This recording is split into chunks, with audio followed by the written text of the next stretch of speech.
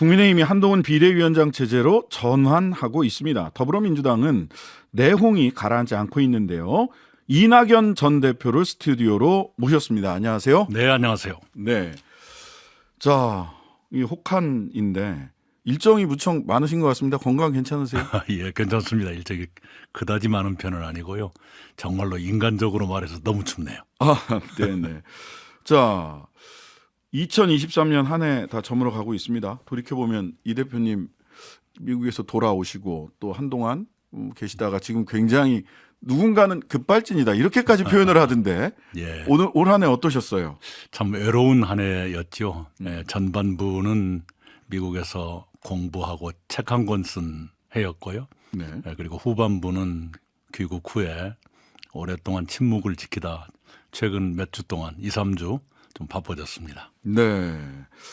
자, 먼저 그 경제 상황 무척 안 좋습니다. 먹고 사는 예. 문제 서민들이 많이 힘들어하고 있는데 이 어떻게 보고 계시고 가장 큰 이렇게 어려워진 원인이 뭔지 정말로 진단하시- 큰일이죠. 예. 네. 그 웬만한 가정에서 반찬 수를 줄여야 될 정도로 어렵고요. 제가 이 살고 있는 데가 그 공무원들이 많은 곳입니다. 광화문 정부종합청사 뒤편이어서 네.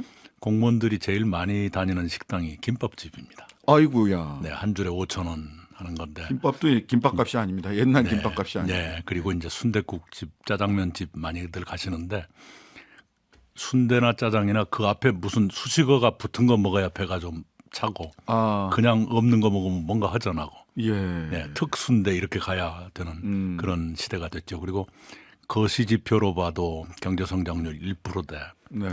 잠재 성장률도 1%대. 이대로 가면 윤석열 정부 재임 중에 0%대까지 떨어질지 모릅니다. 네. 대한민국이 추락하고 있다는 느낌이 들고요. 여기에는 무슨 국제적인 요인도 있습니다. 세계 두 군데 전쟁이 일어나고 있고 원자재 값이 올라가고 특히 네. 중국 경제가 감속하는 바람에 중국 의존도가 높은 우리나라로서는 타격이 크지요. 그럼에도 불구하고 이 정부의 경제 대책이 뭔지를 알 수가 없어요. 그 정도 되면 날마다라도 무슨 대책회의했다는 뉴스라도 나와야 될 텐데 네. 별로 보이질 않습니다. 그 점에서 참 안타깝죠. 자, 대기업 총수들까지 자주 대동하고 대한민국 1호 영업사원을 자처하면서 경제 외교에 집중했다라는 게 대통령실의 평가입니다. 점수를 좀 매겨볼 수 있을까요? 예, 점수는요. 예. 119대 29가 점수입니다. 119대 29다. 네, 부산 엑스포 유치전 아주 역대급 참패였거든요. 네. 그리고 이 기업 활동이 굉장히 바쁘지 않습니까? 네. 그런 기업인들을 외국 순방 때 함께 가자 그러고 술 마시고 국내 들어와서는 떡볶이 먹고 그럴 일은 아니지 않나 싶어요. 오히려 기업인들을 만난다면 미래 기술 산업을 어떻게 키우면 좋을까요? 라든가 그런 얘기를 듣고 실질적으로 도움이 되는 그런 정책적인 지원을 해야 할 텐데 자꾸 네. 그렇게 같이 어울리고 이렇게 오뎅 먹고 이렇게 되는 것은 좀 그렇습니다. 네. 자, 근데 여권에서는 첫 번째는 민주당 발목 잡기 때문이다라는 얘기를 하는데 더 거슬러 올라가면 이렇게 평가를 해요. 문재인 정부가 자유시장 경제의 활력을 망쳤기 때문이고 국가 곳간을 텅텅 비웠기 때문에 이걸 정상화하는 데 좀 시간이 걸릴 뿐이다.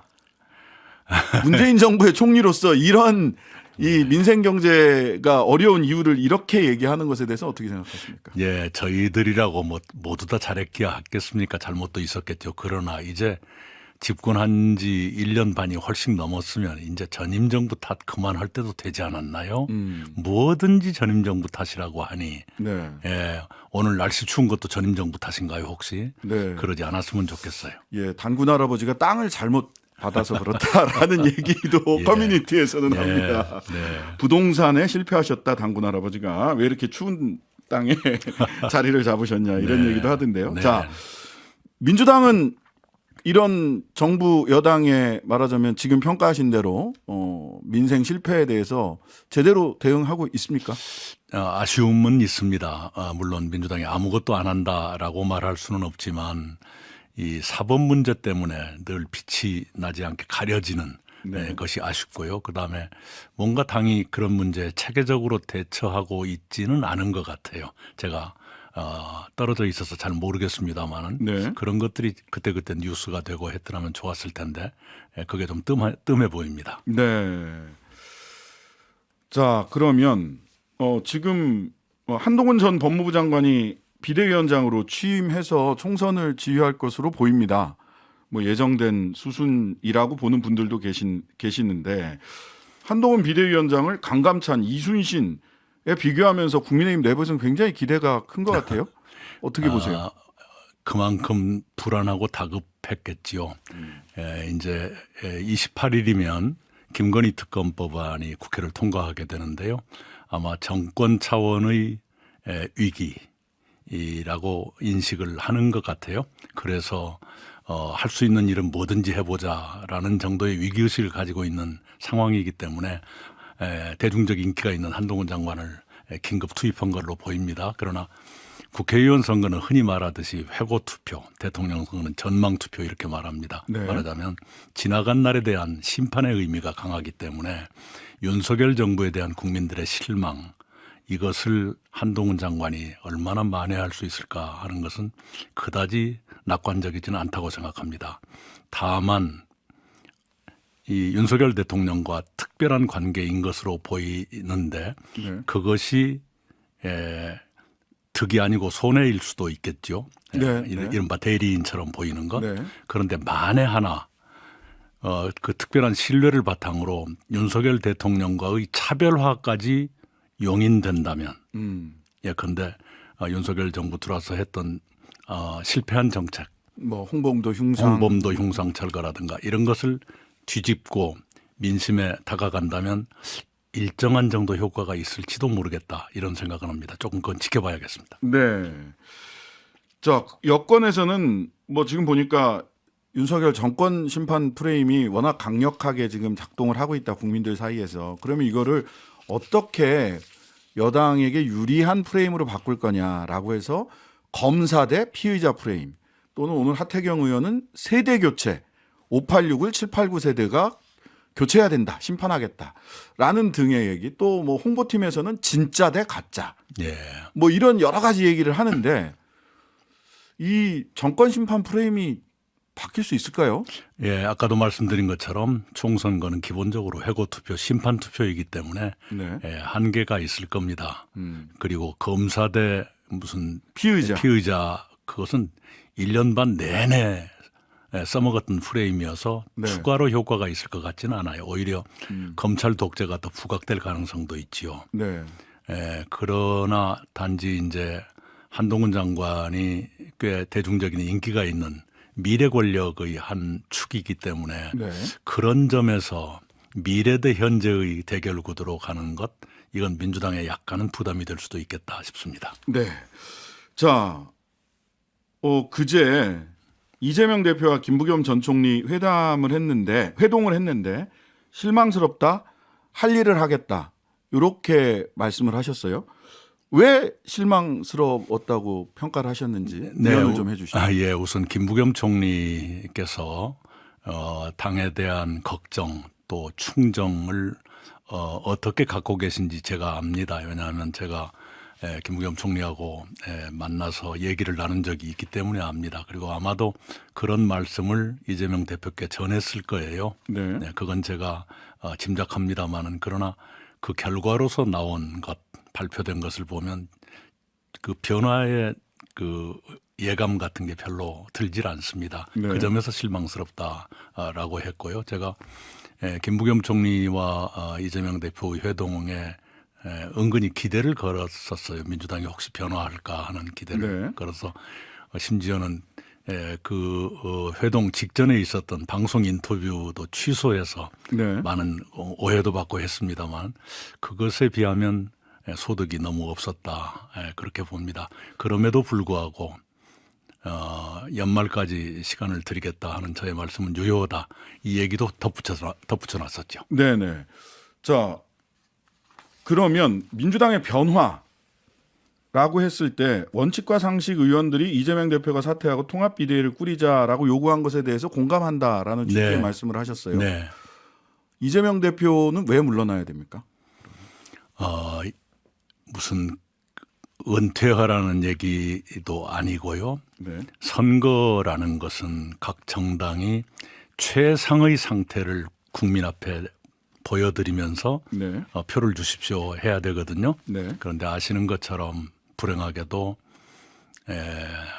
일주일에 이틀 또는 사흘 재판정에 가야 되는 형편이시고요. 네. 또 최근에는 송영길 전 대표와 관련된 이른바 돈봉투 사건에 20명 이상의 국회의원이 연루된 의혹을 받고 있지 않습니까? 그러면 네. 그분들이 소환된다고 보면 거의 한 달 동안 의원들이 소환되는 그런 장면이 보일 텐데 이 일을 어떻게 할까? 이런 상태로 선거를 치러서 좋은 결과를 기대할 수 있을까 하는 충정이지요. 네. 예전에 김대중 대통령도 이선 후퇴 여러 번 했습니다. 네. 예, 지금처럼 사법 문제가 없어도 그랬어요. 네, 그런 점에서 민주당이 선거를 잘 치르기 위해서라도 조금 그런 양보가 있었으면 좋았을 텐데 하는 아쉬움을 갖고 있습니다. 그러면 이재명 대표 체제로는 이 총선에서 여당을 이기기가 어렵다. 이재명 대표가 당의 전면에 서 있는 한은 이렇게 보시는 겁니다. 여러 가지 지혜를 좀 발휘할 수 있을 것 같습니다. 그러나 한사코 지금의 체제 이대로 가겠다라고 한다면 어떨까 싶네요. 적어도 최상의 상태라고 말하기는 어렵지 않겠나 생각합니다. 그 이재명 대표 측이나 민주당의 공식적인 입장은 이재명 대표에 대한 지금 소위 사법 리스크라고 하는 것이 검찰의 정치 공작이라고 규정을 했고 그래서 이것은 맞서 싸워야 될 과제지 뒤로 물러날 일이 아니다. 요게 이제 핵심 논리인 것 같습니다. 예, 그거 가지고 제가 이러쿵저러쿵 하고 싶지는 않고요. 네. 그러나 일반 국민의 눈높이에서 봤을 때 어떻게 비칠까 네. 이것을 생각하는 게 좋다고 생각합니다. 네. 제가 그 전에 민주당의 대변인을 할때 네. 저는 늘 그런 생각을 했습니다. 우리 편도 아니고 상대편도 아닌 중간지대에 계시는 분들을 표적으로 생각해서 항상 논평을 그쪽으로 던졌었거든요. 네. 그래서 호평도 받았었는데 특히 선거라는 건 중간지대 쟁탈전이기 때문에 네. 그분들은 어떻게 생각할까 이걸 염두에 두는 것이 더 바람직하다 생각합니다. 자, 오늘 언론에서 뭐 말 나온 김에 그 대장동 제보자는 이낙연 전 총리의 최측근이다라고 하는 그 첫 보도를 했던 이 지방 일간지 기자가 지방지 기자가 참고인 출석하면서 이렇게 얘기를 했어요. 윤영찬 서른 의원은 아니다. 또 이 기사 어떻게 보셨습니까? 아직 못 봤습니다. 예. 못 봤고 제가 좀 파악을 해보겠습니다만은 예.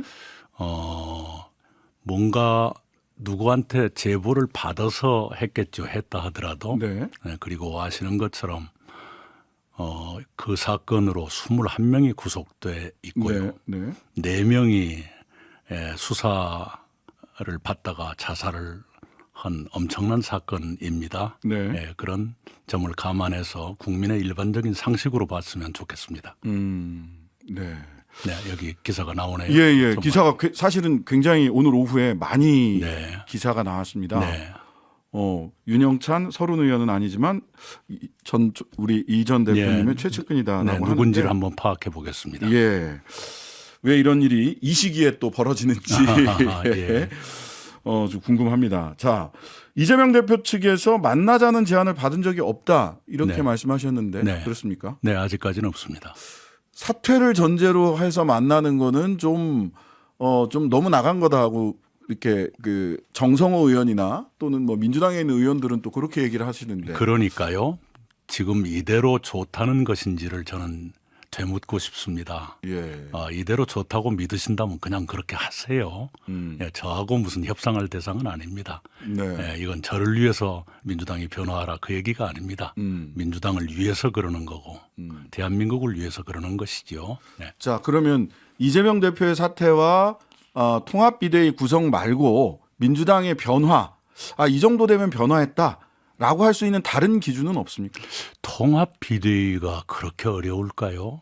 통합이라는 것은 여러 세력들이 같이 들어가자는 뜻일 텐데 그것도 그렇게 어려울까요? 네.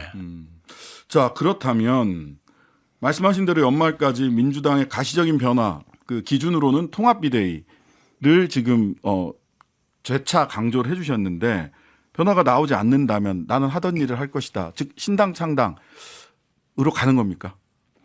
네, 실무적인 준비는 진행되고 있고요. 네. 네, 제가 국민들께 새해 초에 말씀을 드리겠다고 했으니까요. 네. 새해에 말씀을 드리겠습니다. 새해. 네. 박지원 전 국정원장이 저희들 2주에 한 번씩 이 자리에 네. 고정으로 나오시는데 네. 이낙연 전 대표님은 아버님부터 본인까지 민주당 사람이다. 네. 상상할 수 없다. 민주당을 탈당하는 것은 이렇게 얘기를 하세요. 네. 저희 아버지 때부터 이 얘기를 기억해 주셔서 고맙습니다. 네. 네, 그런데 그분도 때로는 안 맞는 말씀도 하시더라고요. 아, 그렇습니까? 안 맞는 말씀이셨습니까? 문제는 예.